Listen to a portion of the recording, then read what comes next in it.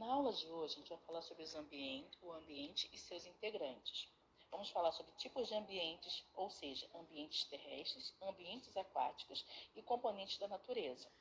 Os ambientes representam as casas de todos os seres vivos da natureza. Inicialmente, nessa aula, nós vamos ver a diferença entre os principais ambientes. Em seguida, falaremos sobre os componentes destes ambientes, que podem ser os seres vivos e os elementos não vivos. A tia colocou 3 imagens aí, para vocês poderem perceber a diferença de ambientes, ok?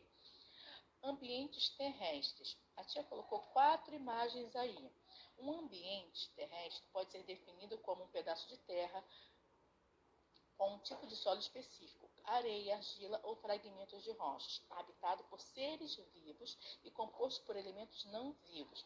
Então, a tia colocou 4 tipos de ambientes terrestres para vocês poderem ver aí. Ó. Podemos observar exemplos de ambientes terrestres com características bem distintas. Vocês podem perceber a grande presença de vegetação na primeira imagem que a tia colocou. Pouca quantidade de vegetais na segunda imagem ao lado. Nenhuma vegetação na terceira imagem, que é embaixo da primeira. E uma alta cobertura de gelo na quarta imagem. Na mesma sequência, temos exemplos dos seguintes ecossistemas terrestres, ou seja, temos a floresta tropical, a savana africana, o deserto quente e um deserto frio. Agora a gente vai falar sobre ambientes aquáticos. Devemos lembrar que a quantidade de água na Terra ela é enorme.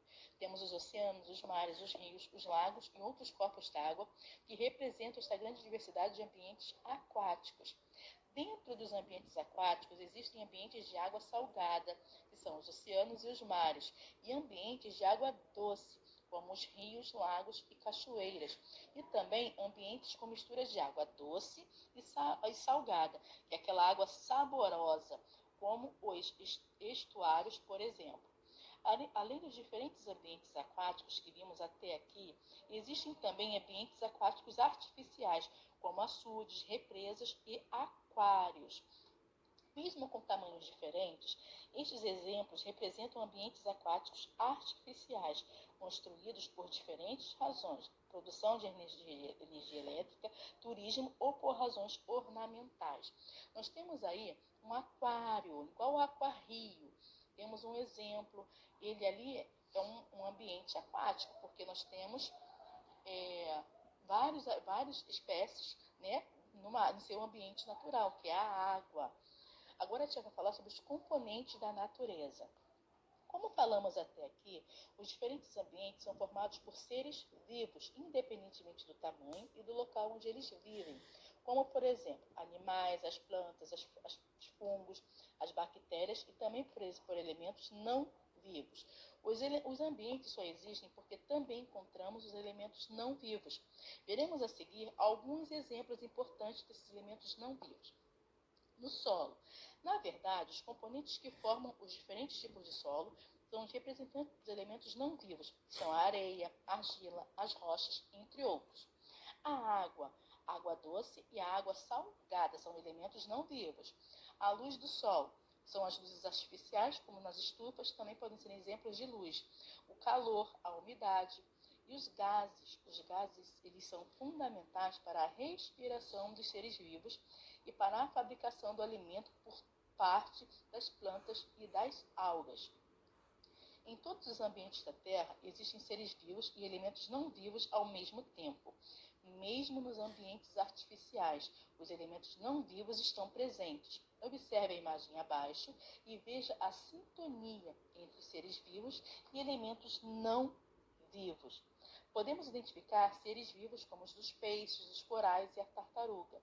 Além dos seres vivos, podemos ver elementos não vivos, como a água, a luz e as pedras. Obviamente, os seres vivos não são os mesmos nos diferentes ambientes. As diferenças se devem às características locais, como a presença de outros seres, tipos e quantidade de elementos não vivos. Por exemplo, no gelo, os animais possuem maior quantidade de pelo. Em ambientes com pouca água, as plantas já apresentam modificações corporais. Já em um local com muita umidade, a tendência é que chova mais e assim os seres vivos precisarão conviver com essa frequência de água e um solo encharcado. Estes são apenas pequenos exemplos de como os integrantes dos diferentes ambientes convivem uns com os outros e, principalmente, como os seres vivos precisam se adaptar às características ambientais diferentes. E a tia também vai falar aí sobre uma função dos espinhos.